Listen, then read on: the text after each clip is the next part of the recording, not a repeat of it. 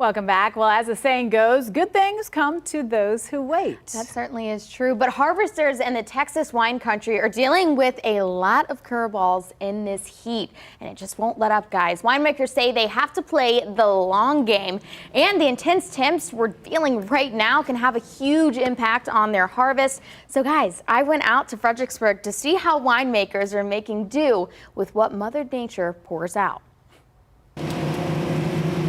It's always a good day in Texas wine country.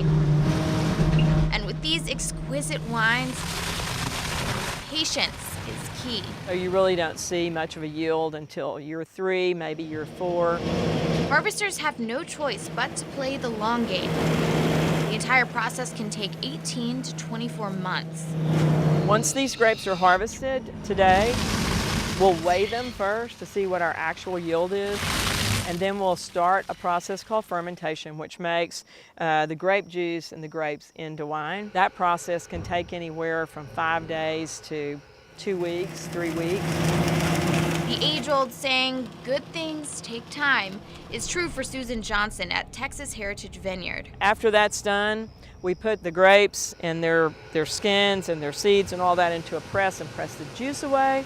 And then we put that juice into barrel and let it age.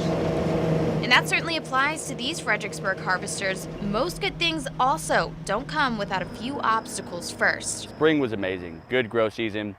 And then the heat, just boom, the heat came. The heat can stall the bricks. It can shoot up that pH. I mean, there's all kind of curveballs. Because after all, That's Texas, you know. it takes a village to make things work out in the wine country. All right. Luckily, the close-knit community is able to offer a lending hand when times get tough.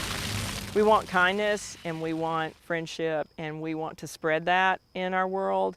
And it's just so refreshing to have friends with other vineyards.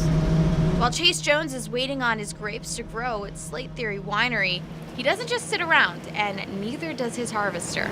This harvester just sitting around, might as well use it. I drive this thing, you'll catch me driving on 290, 12 miles an hour, right down the road. I got no problem coming and helping the neighbors. As we know, Mother Nature does as she pleases. The past few years have put a damper on Chase's plans. We planted 110 acres in 2018 and 2019. The hail, the weather, the freeze, I've had a lot of curveballs. So ideally, we'd be having 110 acres producing this year because I'm 4th and 5th leaf, which is 4- and 5-year-old vines. But I'm maybe producing off of 20 acres. But they say the grapes they do harvest put Texas wines up there with the best of them. Drink more Texas wine, that's pretty much my point. I will hold our Texas wines up against any wine in the world as far as the flavor, the value, the depth of the wine itself. I think we're going nowhere but up. So, moral of the story, spend a day in the hill country and support your local wineries. Come drink Texas wine. Come have a good time with us. After all, it's wine o'clock somewhere.